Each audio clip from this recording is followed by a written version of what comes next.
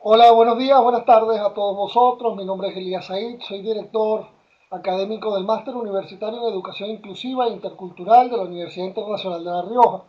Y en esta nueva oportunidad que tenemos para brindar con ustedes esta Open Class, vamos a tratar un tema que creo que es muy interesante y muy pertinente en estos tiempos que corren, como la vulnerabilidad educativa ante el COVID-19 y cuáles son esos retos pendientes en torno a esta importante temática y contexto socioeducativo en donde nos encontramos.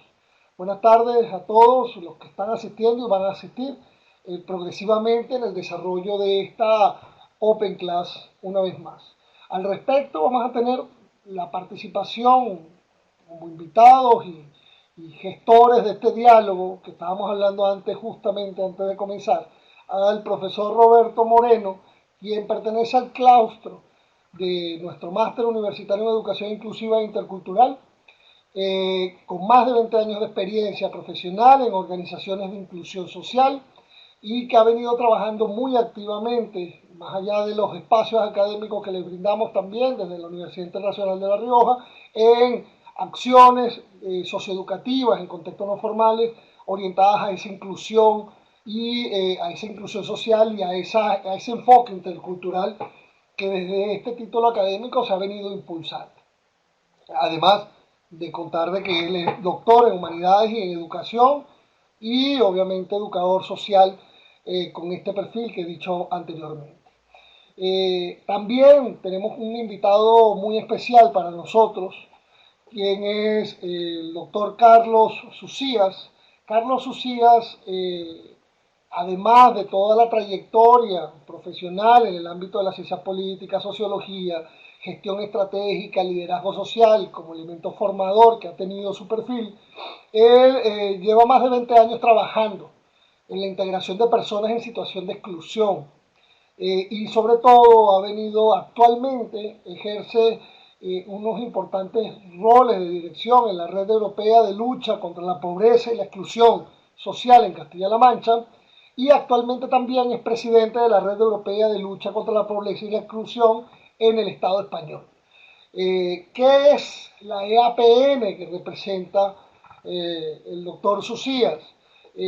Como ya habéis podido escuchar, es una red europea, también un ámbito de acción autonómico en España, que tiene muchos años de arraigo y de trabajo continuo para fomentar o promover esa inclusión social de personas que sufren pobreza y exclusión y su andadura seguramente, y eso es lo valioso de este encuentro, desde esa experiencia ganada y el liderazgo que ha hecho el doctor Sucía dentro de este espacio, que nace en 1991 y se refunda en 2004.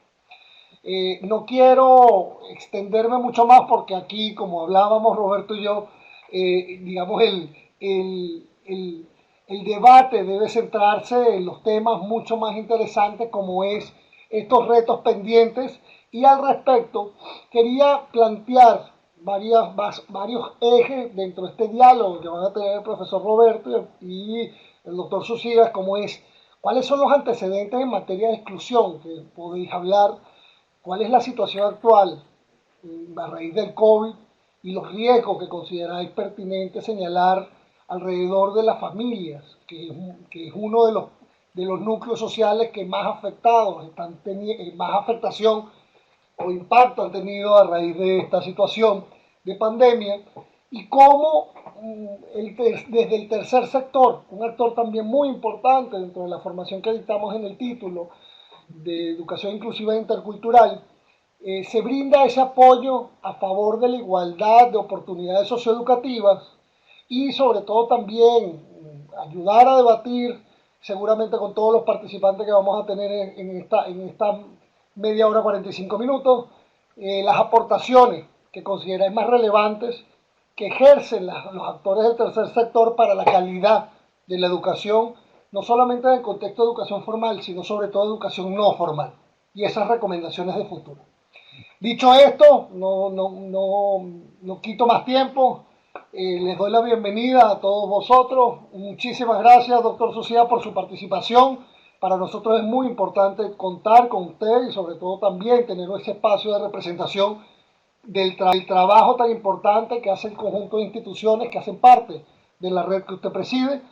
Profesor Roberto, este espacio es todo vuestro.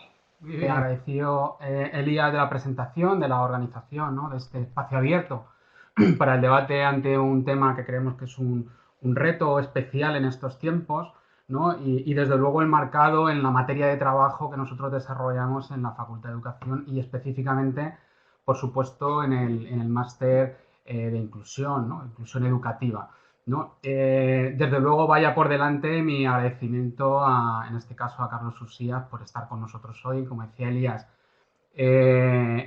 hoy en esta sesión el protagonismo lo tienen las entidades del tercer sector, lo tiene la EAPN, ¿no?, como esa organización, esa red de redes, ¿no?, que acumula una larga trayectoria y experiencias vitales, ¿no?, de profesionales que están comprometidos fuertemente, ¿no?, en este caso, bueno, pues con la lucha, ¿no?, con la lucha contra la exclusión social y la lucha contra la exclusión educativa. Yo simplemente por contextualizar, porque de luego lo que no queremos es robar ese tiempo, ¿no?, de diálogo con Carlos, por contextualizar el por qué, ¿no?, porque nosotros buscábamos justamente una clase abierta, un diálogo abierto donde pudiésemos profundizar, ¿no?, en estas cuestiones derivadas por lo que también planteaba Elías, que es aquello que sucede, ¿no?, fuera de la escuela, ¿no? Actualmente nos encontramos en pleno desarrollo, ¿no?, de esos retos que nos hemos dado, que se habían dado las Naciones Unidas, ¿no?, a través de estos objetivos de desarrollo sostenible, ¿no? Dentro de estos objetivos nos habíamos marcado un reto, ¿no?, a través de ese objetivo cuarto que tiene que ver con garantizar esa educación de calidad. Nosotros trabajamos, ¿no?, y apostamos desde el punto de vista de la formación universitaria, en este caso de maestría o de máster, para justamente proporcionar esos elementos que formarían parte, ¿no?, de la esencia, ¿no?, y del compromiso de los profesionales a la hora de desplegar el trabajo que van a desarrollar, ¿no? Los objetivos de desarrollo sostenible nos llaman la atención de que actualmente nos encontramos ante graves dificultades aún todavía hoy presentes, ¿no?, en nuestros territorios. No hace falta irnos muy lejos, ¿no?, en nuestros territorios hay asignaturas pendientes de un trabajo laborioso por parte de todos y todas, ¿no? Y en este sentido, aunque nosotros tenemos por la propia configuración, ¿no?, de la estructura de la facultad y del máster, a veces tenemos la tendencia, ¿no?, incluso como profesionales a veces, no es mi caso, porque como comentaba Elías, yo básicamente he trabajado toda mi trayectoria profesional ha versado sobre el trabajo fuera de la escuela, ¿no?, conectado absolutamente con la escuela, en ese trabajo del tercer sector, pero fuera de la escuela, en este caso en condiciones de educador social. Nos encontramos, como decía, ante retos que son clave y que entroncan directamente con la materia de trabajo que desarrollamos nosotros habitualmente en la formación académica, que tiene que ver con la igualdad, con la equidad, ¿no?, y con esos principios claros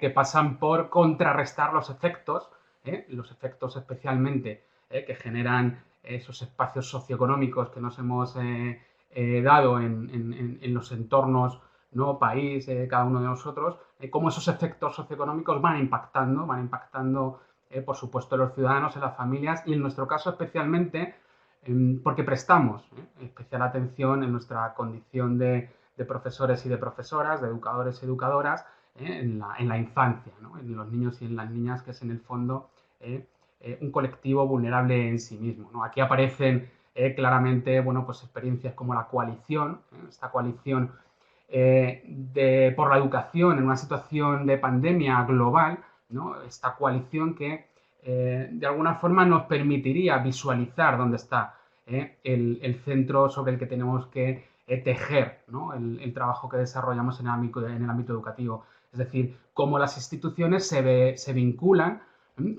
directamente con las organizaciones de la sociedad civil para tejer, ¿no?, esos espacios, esas redes que vayan de alguna forma contrarrestando los efectos, ¿no?, los efectos que ya estábamos bueno, pues visualizando, ¿no?, que estaban aconteciendo, ¿no?, en el seno de las familias y que claramente ahora lo veremos, claramente se han acentuado bueno, o sea, pues a raíz de la situación de pandemia global, ¿no?, y todos los efectos que está generando. Algunas, como vais viendo algunas de los planteamientos que hacen estas alianzas tienen que ver con movilizar recursos, con buscar esas soluciones de tipo equitativo y sobre todo desarrollar todo tipo de acciones coordinadas, ¿no? Y esos son los elementos que nosotros traemos a debate hoy, ¿no? Y por lo que tiene, ¿no?, relevancia este tándem, ¿no?, tan necesario del trabajo de la escuela con todos los agentes que forman parte de ese tejido también educativo fuera de la escuela,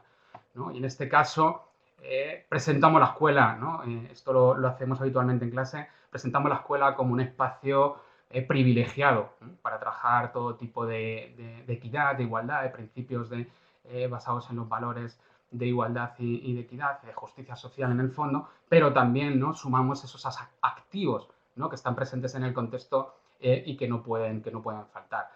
Asistimos a esa doble o triple lógica que sigue manteniéndose respecto a, a las funciones, ¿no?, que desarrolla la escuela, que tiene que ver con preparación para ese mercado de trabajo, para la formación para el mercado de trabajo, la formación para los ciudadanos y esa función de custodia y retención que tendremos que tener presente a la hora de, ¿no?, pues hacer una reflexión de lo que está pasando, ¿no?, y cómo los actores, ¿no?, y las instituciones públicas pues van acometiendo todo tipo de soluciones.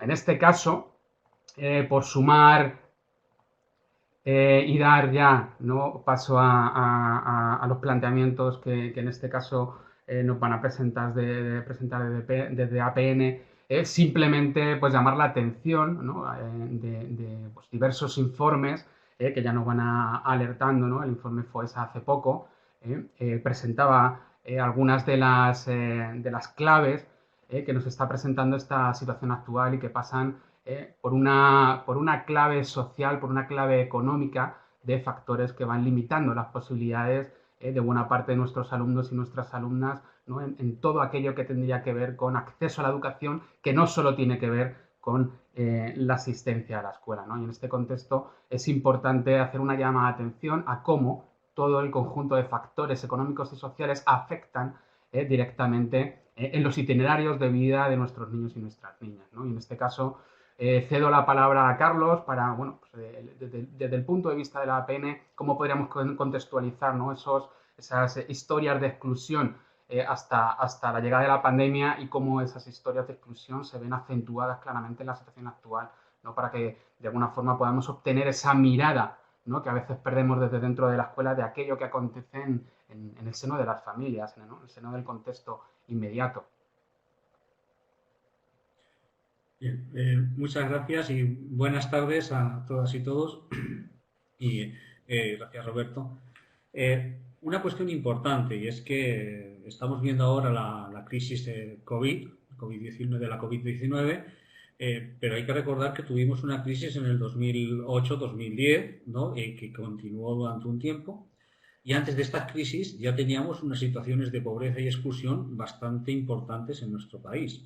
Es decir, que hay gente que puede pensar que ha llegado el COVID y entonces empezamos a tener pobreza y exclusión. No, esto nos viene bastante de antes. Ahora la crisis lo que ha hecho ha sido hacer esa pobreza y esa exclusión más intensa y más extensa, como en el fondo estabas apuntando, ¿no? Y eso es importante. O sea, por lo tanto, eso hay que tenerlo claro. Eh, También hay que decir una cosa que es relevante. España es uno de los países más ricos del mundo, ¿no? Por lo tanto, cuando estamos hablando de estos niveles de pobreza, es cuando presumimos de otras cosas, tenemos que decir que tenemos esta mochila y que no la hemos abordado ni la hemos solucionado, aunque ahora estemos dando algunos pasos claramente distintos a los que se han dado en otros momentos y en otras crisis y demás. Por lo tanto, es importante también dejar esas cuestiones importantes, claras. Perdón. La situación de pobreza en España y exclusión en España, como digo, viene de lejos. Además, tenemos una pobreza que no se reparte simétricamente por todo el país. Toda la parte norte de España, incluyendo Madrid, los umbrales de pobreza están por debajo de la media, y toda la parte sur de España está por encima del umbral de pobreza y de exclusión social.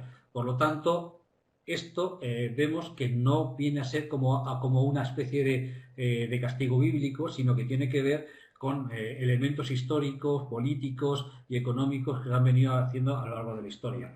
Que además, si viésemos también la manera en que se fue implantando a lo largo del siglo XX, al principio del siglo XX y demás, toda la educación, el sistema educativo y demás, como va avanzando, también vemos que esos mapas coinciden también donde más tarde se hizo, más pobreza hay en estos momentos. Por lo tanto, esto tiene que ver algo con algo histórico. Y antes de entrar en el tema de educación, para afrontar el tema de la exclusión educativa y lo que se ha ocurrido con el COVID y demás, sí decir que cuando estamos hablando de temas de pobreza, de exclusión social, estamos hablando sobre todo primeramente de un tema que tiene que ver con las políticas económicas y con las políticas fiscales, que tiene que ver con las capacidades de ingresos de las propias familias, ya sean vía salarios, es decir, de empleos dignos, porque si no hay trabajadores pobres, tiene que ver con las pensiones, los niveles de las pensiones, y tiene que ver también con los sistemas de rentas mínimas que sean potentes y demás. ¿Por qué es esto importante? Porque no es lo mismo que un niño viva en una casa, en un hogar que esté estabilizado, que tenga unos niveles de renta adecuados, unas condiciones medioambientales dentro del propio hogar adecuadas y demás, a que viva en un sitio claramente en una infravivienda con una alta penuria.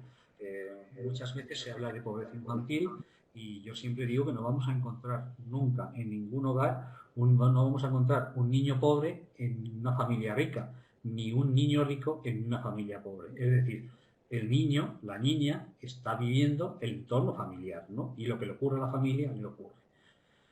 Con esto dicho, es evidente que las políticas de vivienda son importantes.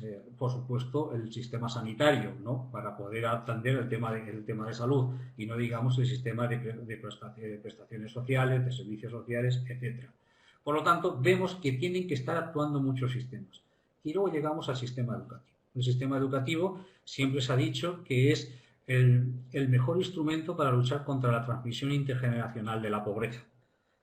Pero para eso tiene que tener también determinadas condiciones. También se dice que el empleo es el mejor mecanismo para salir de la pobreza. Depende.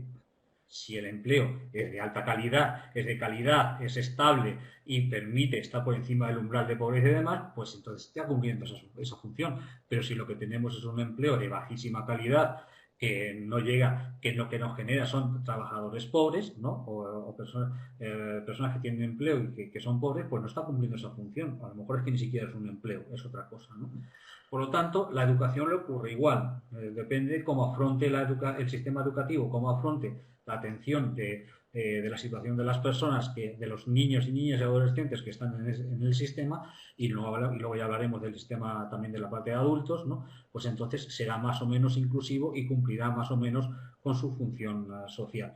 Para que nos hagamos una idea, por ejemplo, cuando estamos hablando del tema de discapacidad en el ámbito de abandono escolar, pues entendemos que en discapacidad el abandono llega al 53,8, mientras que sin discapacidad se queda menos de la mitad, ¿no? Tenemos también que hay una gran diferencia, ¿no? Entre el abandono entre hogares pobres y hogares no pobres, ¿no? Más del 25% de los hogares pobres no se plantea siquiera que vayan a llegar a una educación terciaria, ¿no? Bueno, pues entonces estos elementos hay que tenerlos en cuenta. Y luego hay un sistema de pobreza, hablando de la infancia, para que nos hagamos una idea, utilizando el indicador europeo de pobreza, ¿no? Vemos que tenemos en infancia hay un 30,3% de niñas y niños adolescentes pobres, mientras que en los adultos son un 24%, ¿no? Esto es una diferencia de 6 puntos, ¿no? Verdaderamente. Y luego en pobreza severa los niños y niñas y adolescentes están en el 13,1% de pobreza severa, mientras que la población adulta está en el 8,3%. Tenemos un problema claro de pobreza y exclusión social en nuestro país y que tenemos que afrontar. Y luego tenemos también cómo se distribuye la formación a lo largo de la vida y en todo lo que es nuestro mercado laboral. Y eso tiene que ver luego con la formación de adultos también, con cómo tenemos formados adultos. En España tenemos una amplia base de personas con unos niveles formativos, educativos bajos, muy primarios, ¿no? Y luego tenemos otro alto grupo de personas que tienen educación superior y luego tenemos un grupo más pequeño en el centro, ¿no?, de lo que podríamos llamar técnicos cualificados, etcétera, ¿no? Esto también nos genera luego nos genera unos problemas de carácter económico productivo, ¿no? Por lo tanto, con esto hay que tener también cuidado.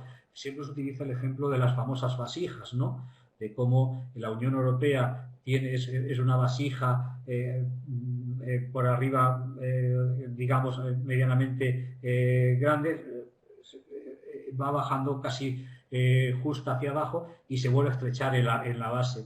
Alemania sería una base más pequeña, muy gorda por el centro y muy pequeña por abajo. En España tenemos una vasija de diseño, ¿no?, muy amplia por arriba, muy estrecha en el centro y muy amplia en la base.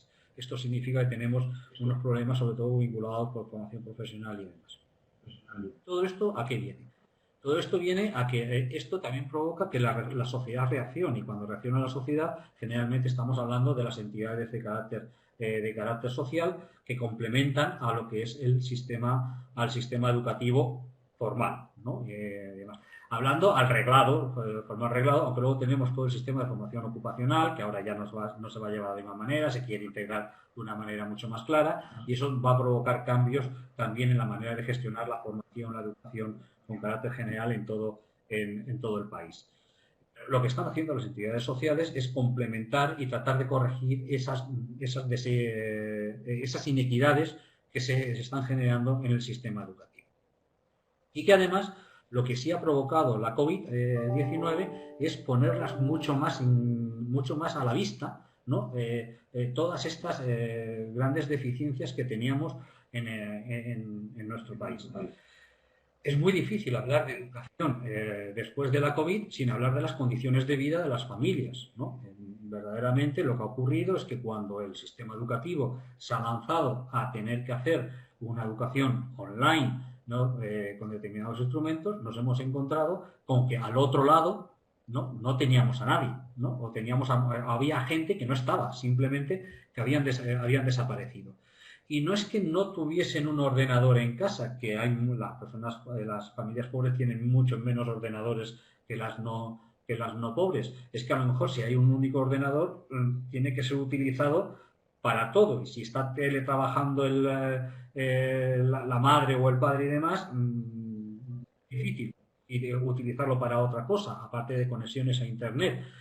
Pero ya llegando a casos en donde simplemente no es que haya un ordenador, es que o no hay conexión a Internet, o si la hay conexión a Internet y hay algún ordenador, es la capacidad de uso que se tiene de eso, ¿no? Es decir, verdaderamente las habilidades personales que existen dentro de la familia para poder utilizar esto, ¿no?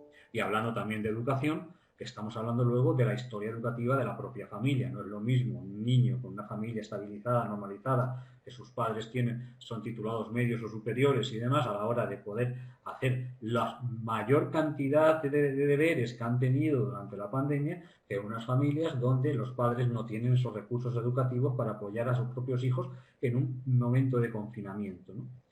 Aquí las entidades sociales han estado aportando mucho. Pero claro, hay gente que puede pensar, ¿pero qué han estado aportando? ¿Cuánto ha sido? Miren, en España ahora mismo hay aproximadamente unas 28.000 organizaciones de acción social. Para que se hagan una idea, representan algo más del 1,5% del Producto Interior Bruto de este país, ¿no? Y tienen más de casi 600.000 personas contratadas, trabajando, aparte del 1,000,000 y pico de voluntarios que hay en las organizaciones sociales. O sea, que las entidades sociales llegan a muchos sitios y están en muchos ámbitos, ¿no? Y no todas se dedican al tema educativo, pero es muy raro encontrar entidades sociales que trabajen temas de familia y que no estén trabajando el ámbito educativo. ¿Esto qué genera? La necesidad de crear nuevos programas, de crear nuevas acciones y además adaptarnos a los nuevos recursos que van a llegar a este país. Hoy mismo se está presentando a nivel nacional todo lo que va a ser el nuevo paquete que presenta el Gobierno a la Unión Europea para salir de la situación generada por la COVID-19. situación generada por la COVID, empeorada por la COVID-19, porque muchas cosas las teníamos de antes, ¿no? Y aquí se van a ver muchos elementos que se pueden empezar a estar utilizando y que además las entidades sociales lo han estado haciendo, ¿no? Es de cómo desde las entidades sociales se ha estado llegando a los hogares para hacer dos actuaciones. Una, directamente con los niños y adolescentes para lo que es el sistema educativo, y otra con las propias familias para inculcar, para enseñar, para ayudar a que verdaderamente se pueda optimizar esa formación, ese apoyo que se va a dar a las niñas y a los niños y a los adolescentes, ¿no? No es cuestión solo de llevar un ordenador a casa o de poner una wifi, sino que también es necesario, es urgente que la propia familia sepa que eso hay que utilizarlo, cómo hay que utilizarlo y qué tiempos necesitan los niños, qué espacios necesitan los niños para poder tener esa educación. Y luego ha habido otra actuación, otra distinta, que es la educación formal no formal de adultos, ¿no? Y no estamos hablando ya de procesos exclusivamente de alfabetización, también estamos hablando de procesos de cualificación profesional, atendiendo a las nuevas profesiones que van surgiendo, ayudar a obtener cualificaciones o calificaciones para poder ejercer determinado tipo de profesiones, y en ese ámbito es donde las entidades sociales en estos momentos se están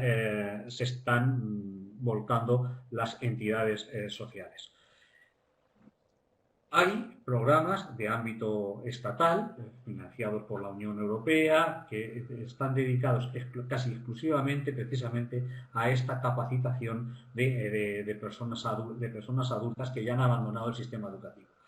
Cuando hablamos de personas adultas, muchas veces pensamos en personas mayores y demás. No, estamos hablando de personas adultas que tienen 24 años, que han abandonado el sistema educativo y que se encuentran con unos niveles de precariedad muy altos, ¿no? Y que necesitan unos apoyos muy altos y que ya es muy difícil revertir al sistema educativo reglado, ordinario, ¿no? Entre otras cosas porque muchas veces hasta tienen sus propias cargas familiares. Por lo tanto, se necesita unos sistemas flexibles, adaptados a la realidad de estas personas, que en algunos casos pueden tener trabajos y que muchas veces tiene que ver con una especie de promoción profesional, de avance profesional, y esto significa, en definitiva, un altísimo esfuerzo por parte de muchos profesionales, ¿no?, de la educación dentro de las propias entidades sociales.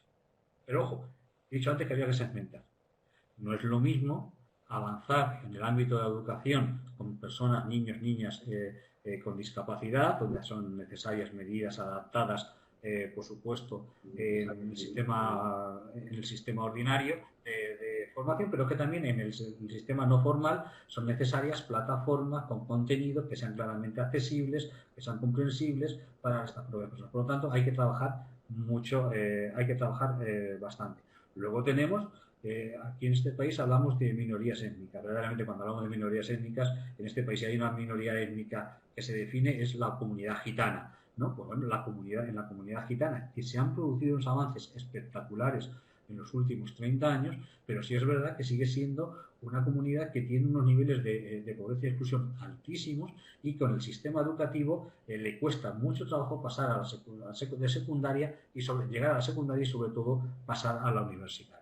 Ahí se han creado una gran cantidad de programas, no hay organizaciones como la Fundación Secretariado Gitano que están trabajando de una manera increíble, ¿no?, en este ámbito para fomentar la educación secundaria, la educación universitaria, para conseguir que esta comunidad, ¿no?, vaya teniendo unos procesos de crecimiento en el conocimiento y acceso a nuevos tipos de empleos, a nuevos tipos de puestos de trabajo, a nuevos tipos de puestos de responsabilidad, en definitiva, a una mayor implicación social. Claro, cuando esto se hace con la comunidad gitana, también se hace con la población con discapacidad, y luego ya vamos a la parte de trabajo con la población migrante, ¿no?, inmigrante. Aquí tenemos también otras dos vertientes, o tres incluso, ¿no? Tenemos lo que es en el apoyo en el sistema educativo a los niños y niñas cuyo núcleo familiar es de población migrante, que necesitan algunas medidas de apoyo, no digamos ya de los niños y niñas o adolescentes que están en una situación de tutela por parte del propio Estado, porque son niños que no tienen no acompañados, ¿no? Por lo que necesitan unas medidas específicas, no solamente en el sistema educativo, sino de complemento fuera del sistema educativo para que éste pueda actuar en toda su plenitud. Y luego tenemos también los ámbitos de educación para las propias familias, a propios adultos, personas migrantes que han venido, y no estoy hablando ya eso primero de tema de idioma, sino que tiene que ver también con mayor cualificación en el ámbito profesional, pero también mayor conocimiento del entorno en el que viven, de lo que es de lo que puede ser la realidad social del país al que han llegado, ¿no? Por lo tanto, ahí tenemos un campo de actuación tremendamente importante. Y además nos encontramos que en los próximos 3-4 años vamos a tener a nivel europeo y a nivel nacional un fortísimo impulso a lo que son los procesos de digitalización de todo lo que es toda nuestra economía, pero también de nuestro sistema educativo. Esos procesos, ese impulso de digitalización, con todo lo que he dicho, necesariamente tiene que afrontar la famosa brecha digital, que es de la que llevo hablando todo el tiempo prácticamente, ¿no? Por lo tanto, la digitalización no es ya un elemento complementario, no, es un elemento esencial para los niveles de vida. Los más mayores que vivan que tengan una edad parecida a la mía, ya tengo 57 años, es decir, que ya voy teniendo mi edad, ¿no? Pues se acordarán que hace mucho tiempo se hablaba aquello de los analfabetos y los analfabetos funcionales, ¿no? Se hacía una distinción, ¿no? Pues en estos momentos ocurre lo mismo, pero en lo digital, ¿no? Si verdaderamente no lo tomamos en serio, no solamente no tenemos un problema con analfabetos digitales, sino que tenemos el problema más gordo, lo podemos tener con los analfabetos digitales funcionales, ¿no? En el sentido de que nos dejamos llevar por estereotipos que no son, que nos pueden llegar a confusión a la hora de establecer medidas. Por ejemplo, se habla mucho de los jóvenes nativos digitales y se parte de la idea de que porque son jóvenes nativos digitales, pues ya no tienen ningún problema de cualificación, adaptación, manejo y demás. Eso es verdad, eso no es verdad. Eso es como decir, no, como ha nacido un niño y había un ordenador al lado, pues ya va a saber manejarlo. Pues no, mire usted, esto es una cuestión de formación, de educación, de cultura, de hábito, y tiene que ver con muchas de estas cosas que además los que estés en el ámbito de la educación lo conocéis mucho mejor que yo. Por lo tanto, cuidado con los estereotipos, ¿no? Porque además en este país ya tenemos una experiencia en la que nos dimos un tortazo importante. Es decir, hace unos años se creó el Plan de Garantía Juvenil, ¿no? Que financiado por la Unión Europea, fuimos el país que más recursos recibimos de la Unión Europea para el Plan de Garantía Juvenil. Lo pusimos en marcha partiendo de la idea de que los jóvenes eran ya todos nativos digitales y al año y medio de que no se apuntase prácticamente nadie al plan y que no haya manera de poder ejecutar ni un solo euro, no había problema de dinero, había problema de que nadie accedía al sistema, ¿no? Hubo que cambiar el sistema porque no se accedía a él, ¿no? Porque se había partido de unos principios que eran falsos. Es verdad que hay muchos jóvenes que manejan instrumentos digitales, pero los manejan para determinadas cosas que les gusta y que les puede interesar, pero no está normalizada el uso, no solamente para la vida ordinaria, sino mucho menos para lo que puede ser la vida profesional, la vida educativa y la relación con las administraciones, la relación con el sistema sanitario, etcétera, etcétera, etcétera. Por lo tanto, tenemos que hacer un esfuerzo tremendo, ¿no? Con toda la población, pero especialmente con aquellos que están más alejados, ¿no? De lo que puede ser esos procesos de digitalización. Por un lado, los que están alejados por cuestiones socioeconómicas y otro lado por los que están alejados simplemente por sus cuestiones culturales y educativas que les pilla como muy lejos. Por lo tanto, tenemos un gran reto y eso es un poco lo que está provocando, lo que está planteando el tercer sector, que también está en un proceso interno de reformulación, de cambiar. No es fácil y va a ser complicado, pero esto va a requerir una implicación de una cantidad de profesionales que van a ser necesarios, ¿no?, para poder llegar esto adelante, impresionante. Y luego para formar a los propios formadores, ¿no?, porque vamos a tener que cambiar también la manera de formar a los profesionales que tenemos. Es decir, que verdaderamente estamos ahora mismo en un proceso de cambio importante, donde es muy urgente el diseño de hacia dónde queremos ir, ¿no? Y por otro lado, tenemos que ver cómo organizamos todo esto, ¿no? Y todo esto hay que hacerlo al mismo tiempo, ¿no? Esto es complicado, ¿no? Por lo tanto, para mí yo creo que es un elemento importantísimo, es que las universidades se centren en este reto tan importante, ¿no?, en este proceso del cambio, de cómo se va a producir y cómo tenemos que adaptar a las personas, a los profesionales, ¿no?, que van a tener que gestionar este cambio y vivir con él. Porque no es que vayamos a cambiar de aquí a una cosa, es que vamos a estar cambiando durante muchos años, ¿no? Esto no es que llego a un sitio y esto ya lo he cambiado, no. Llego a un sitio, esto lo he cambiado y ahora tenemos que preparar el nuevo cambio, ¿no? Por lo tanto, es un elemento dinámico en el que nos tendremos que implicar todos los sectores. Por supuesto, es necesario un sistema público de educación potente, fuerte, inclusivo, preparado para gestionar la diversidad y los distintos retos que nos están llegando, y que nos hace falta un tercer sector muy potente, muy fuerte, que trabaje en lo que son los ámbitos familiares, los ámbitos externos, ¿no?, para poder optimizar todos los recursos que se van a dedicar tanto a la educación como a los procesos de desarrollo que tienen que ver con los objetivos de desarrollo sostenible que ha dicho antes Roberto, con el pilar europeo de derechos sociales y con la estrategia nacional de lucha contra la pobreza y la inclusión social. Y aquí lo dejo, espero no haberme pasado mucho de tiempo. Pues muchísimas gracias, Carlos, Roberto. Abrimos el periodo de intervención por parte de los participantes que tenemos aquí. Al menos unos 10 minutos o menos, si podremos, espero que debatir. Hablaba doctor Carlos Sucía sobre el tema de la brecha digital, y también hablaba sobre los elementos de exclusión que mencionaban participantes como Elena, también como Estefanía, Janet, que hablaba sobre las carencias. Nos ha desnudado, hasta qué punto consideran que nos ha desnudado esta realidad que hoy por hoy vivimos, en torno a esas carencias, que antes teníamos la posibilidad quizás de mirar a un lado o hacernos, por así decirlo, los desentendidos, y cuán importante es formar para la educación inclusiva e intercultural para poder dar respuesta a esas carencias que no son nuevas, sino que creo que básicamente están desnudas hoy por hoy. No sé qué opinión tenéis. Hago esta pregunta un poco a modo de resumen, síntesis de algunos comentarios que han hecho, y si alguno quiere más señalarlo, genial.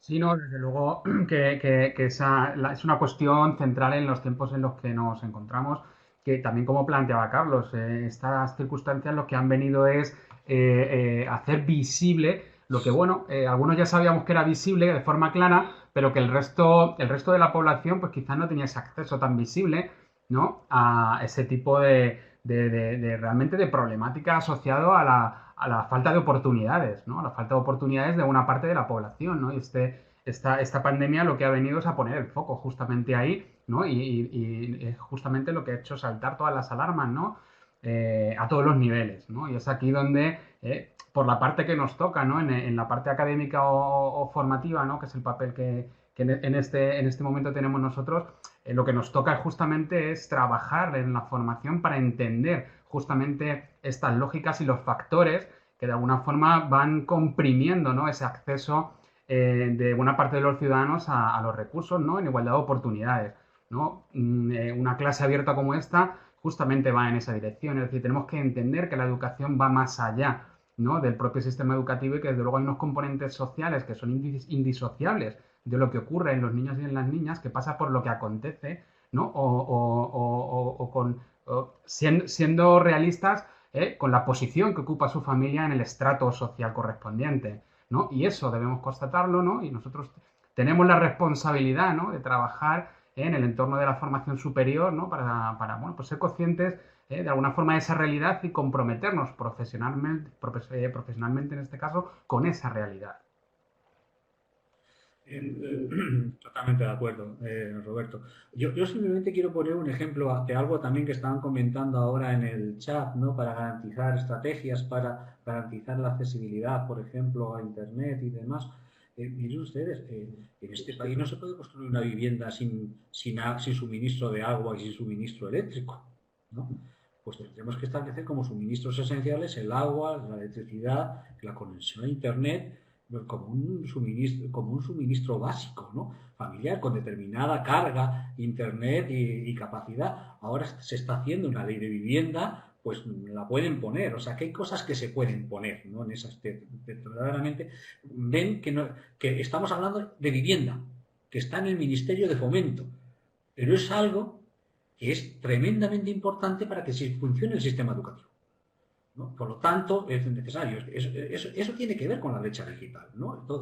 Esos elementos. Si es obligatorio, si hay un mínimo de accesibilidad al Internet y demás, ahí estaremos empezando a luchar contra la brecha digital. Y luego sobre eso habrá que construir pues, el acceso a determinado tipo de dispositivos y el acceso, ¿no?, a la formación y a la capacitación necesaria para poder utilizar esos dispositivos. Por lo tanto, se pueden hacer cosas, recursos va a haber bastantes, pero también pero es muy importante qué visión y hacia dónde se dirigen esos recursos que van a venir, ¿no? Que no solamente sean para la innovación de las empresas, que son necesarios, que está bien que se haga, pero hace falta también para la innovación, permítanme la expresión, de las personas, ¿no? De las personas para la vida diaria, porque si vamos, esta mañana se ha dicho, ¿no? Por parte de ese plan que va a presentar el gobierno, si vamos a modernizar la administración, haciéndola mucho más electrónica, mucho más digital y demás, los ciudadanos tendrán que saber comunicarse con esa administración de alguna manera, ¿no? Porque si no, ¿qué vamos a hacer, ¿no?, en ese aspecto? Por lo tanto, esas estrategias tienen que ser globales, es decir, no solamente pensando en un actor, sino en cómo va a afectar a los que se interrelacionan con ese actor que va a tener ese proceso de modernización, sobre todo para modernizar. Ante todo, la verdad, un poco de reflexión a modo de cierre, yo creo que ha sido muy esclarecedor los planteamientos que han venido compartiendo estos dos invitados especiales, estelarísimos en esta Open Class. He visto la participación y muchos señalan sobre el tema de ese elemento que estábamos hablando, de esa brecha que han desenmascarado, por así decirlo, el huevo vacío que en buena parte podíamos presentar y que no habíamos asumido realistamente con base digamos, a la bonanza, con base a otros contextos que no nos habían desnudado aún esa realidad que sigue estando presente no solamente en España, sino en América Latina. Obviamente allí, yo solamente para contribuir, creo que es muy importante entender todos estos planteamientos que se han dado en esta Open Class, sobre todo desde el punto de vista que señalan participantes como Elizabeth, Janet, inclusive Elena, que estaba aquí también participando, que hablaban sobre el rol de los educadores, de esa gran responsabilidad. Yo muchas veces dentro del título del máster tenemos dos perfiles de estudiantes, los profesores en el aula y los educadores fuera del aula. Y una de las cosas que hablábamos sobre el tema de la tecnología es que muchas veces terminamos poniendo el carro por delante del caballo. Y yo creo que el importante, además de lo que se ha venido señalando, y creo que guarda directamente relación, es ir de la mano entre la infraestructura y la formación de capital humano que permita garantizar, obviamente, la adquisición de esas competencias y sobre todo que nadie se quede atrás, que también había un comentario por allí que decía esto, que yo creo que es muy importante. Obviamente yo creo que no, ya a modo de cierre y de despedir a cada uno, yo creo que en este escenario actual necesitamos revisarnos, necesitamos reingresar y reformar nuestras competencias como tal, Y obviamente, bueno, este tipo de espacios también es un espacio que esperamos sirva a la reflexión al respecto. Doctor Carlos, doctor Roberto, unas últimas palabras de despedida ya que estamos concluyendo.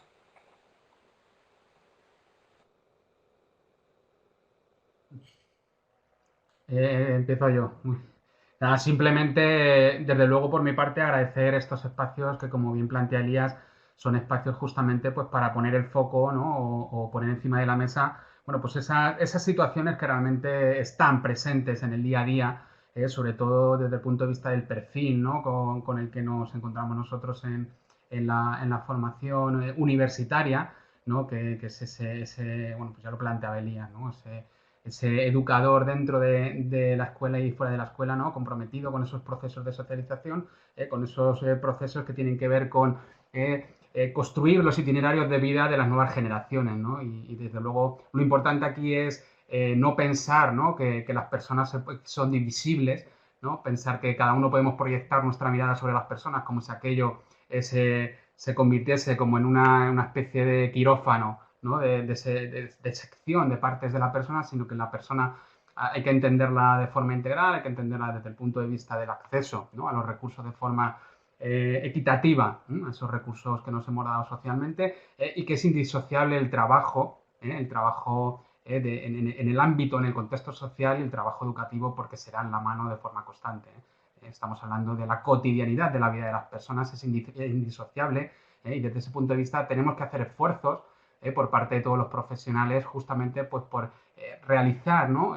o poner encima de la mesa esos espacios, esos nodos que nos permitan contribuir realmente a la mejora de la posición que ocupan, ¿no? Buena parte de los ciudadanos en este país y en otros países, por supuesto. Yo, muchas gracias. Muy agradecido a la universidad por haberme invitado esta tarde. Ahora, Janet hablaba del tema de cómo han salido los niños de discapacidad. Yo simplemente un pequeño comentario. Todo el que estaba mal antes en el sistema con la COVID ha salido mucho peor. O sea que verdaderamente cuanto peor estabas, peor has salido. Por lo tanto, con eso yo creo que di una respuesta. Y después, importante. Los profesionales es importante su labor, su papel y demás, pero los profesionales necesitan instrumentos y los instrumentos tienen que ver con los recursos y tienen que ver con la formación, con el apoyo, con las condiciones que hagan posible hacer bien el trabajo, ¿no? Por lo tanto, eso es especialmente importante. Y luego una cosa que además tiene que ver con algo que estaba hablando ahora Roberto, las personas son las personas no son un puzzle de problemas, ¿no? Las personas tienen una vida, ¿no? Y yo siempre pongo el ejemplo de que, bueno, hay organizaciones que trabajan el tema de mujer, tema de discapacidad, de comunidad gitana, población inmigrante, LGTBI, etcétera, ¿no? Pero una persona puede ser mujer, discapacitada, gitana, inmigrante y ser lesbiana. Y no se la puede atender por cada una de esas cosas. Es una vida completa lo que tiene, ¿no? Por lo tanto, en eso sí tenemos que decir que las entidades sociales tienen mucho esa visión de intervención global, ¿no? Verdaderamente esa intervención holística atendiendo a la persona, atendiendo a las distintas facetas. Y luego es la entidad social la que tiene que pelearse con los distintos departamentos de la administración que sí nos ven un poco así como de problemita a problemita, ¿no? En ese aspecto. Vamos avanzando. Creo que este tipo de foros pueden estar muy bien y yo les Muchísimas gracias a todos, no les quitamos más tiempo, les compartimos esta Open Class y este espacio también les extiendo a la EAPN, este espacio del máster como un espacio también de divulgación de todas las acciones que hacen. Muchísimas gracias a todos, gracias Roberto, gracias doctor Carlos Ucías por su participación y estamos para una próxima Open Class. Hasta luego.